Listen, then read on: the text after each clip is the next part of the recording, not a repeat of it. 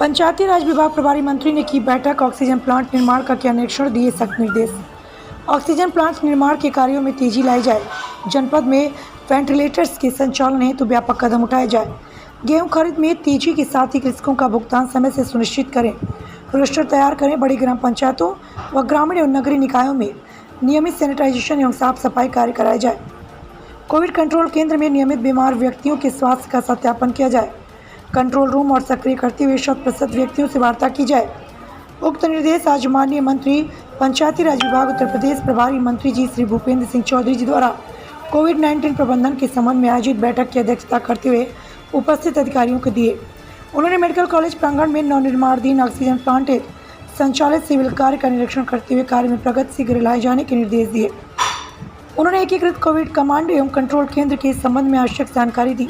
इसमें बताया गया कि पूर्व में कंट्रोल रूम में 10 लाइनें संचालित थी, जिसे अब बढ़ाकर 15 लाइन कर दी गई, जिसके माध्यम से प्रतिदिन 3 शिफ्ट में विभिन्न अधिकारियों चिकित्सकों के द्वारा होम आइसोलेशन में रखे गए व्यक्तियों से वार्ता कर सभी आवश्यक जानकारी ली जाती है। आज जिले में कोरोना को लेकर सरकार की तैयारी है। उस सरकार की तैयारी के 19-20 विषय हैं जिनकी मैंने चर्चा आपसे की है।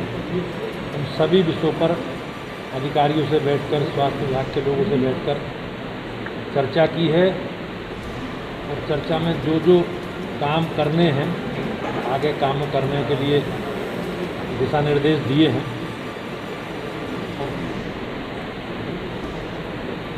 सरकार के द्वारा जो ऑक्सीजन प्लांट जहाँ जहाँ लगाए जाने हैं, तो ऐसे 2 प्लांट का काम मेडिकल कॉलेज में चल रहा है।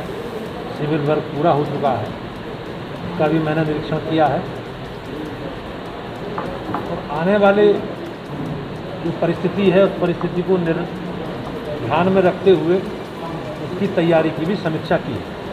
मंत्री जी, 25 और 26 को नए ग्राम प्रधानों की शपथ होनी है। ऐसे में कई प्रदेश भर में हजारों प्रधान ऐसे हैं जो शपथ नहीं ले सकेंगे, तो उसमें क्या उपचुनाव की व्यवस्था की जाएगी दोबारा से? पंचायती राज एक्ट में ये व्यवस्था है कि ग्राम सभा के गठन के लिए 2/3 सदस्यों का निर्वाचन होना चाहिए। तो ऐसी ग्राम सभाएं बहुत बड़ी संख्या में रह गई हैं जहां सदस्यों का निर्वाचन नहीं हो पाया। तो सरकार स्थिति सामान्य होते ही उसका चुनाव कराएगी और तुरंत फिर ग्राम सभा के उन ग्राम सभाओं के गठन की कार्रवाई प्रारंभ की जाएगी। मंत्री जी, कल 25 तारीख में आज उसके लिए शासनादेश जारी हो जाएगा। कल शपथ है और 27 तारीख में ग्राम सभाओं के गठन की प्रक्रिया पूरी हो जाएगी। ब्लॉक शपथ की प्रक्रिया ऑनलाइन है, ऑनलाइन करेंगे।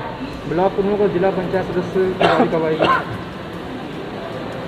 सरकार का इलेक्शन कमीशन का ऐसा मत है कि जैसे कोरोना जैसी वैश्विक महामारी पर स्थिति सामान्य हो जाएगी तो हम 15 दिन की अधिसूचना पर जिला पंचायत का चुनाव और फिर 15 दिन की अधिसूचना पर ब्लॉकों का चुनाव संपादित करा देंगे। तीसरी लहर आ रही, क्या तैयारी है? नहीं सर, मैंने आपको उल्लेख किया अभी अपने तीसरी लहर जैसा स्वास्थ्य विशेषज्ञ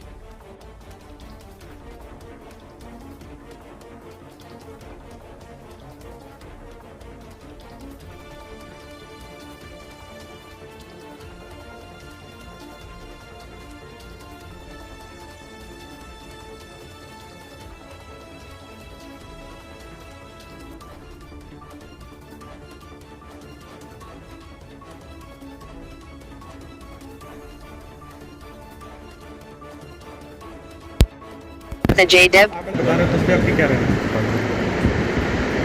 सरकार ने जो आंकड़े दिए हैं वो आंकड़े तथ्य पर आधारित हैं, कहीं सुनी बातों के आधार पर नहीं।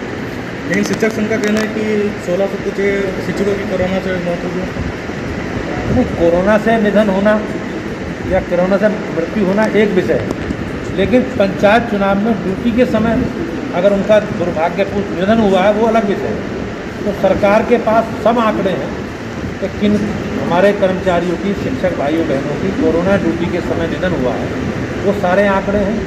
इसमें भ्रम फैलाने की आवश्यकता नहीं है और सारी चीज़ें ऑनलाइन पब्लिक के सामने, कोई चीज़ से छुपा नहीं है। धन्यवाद।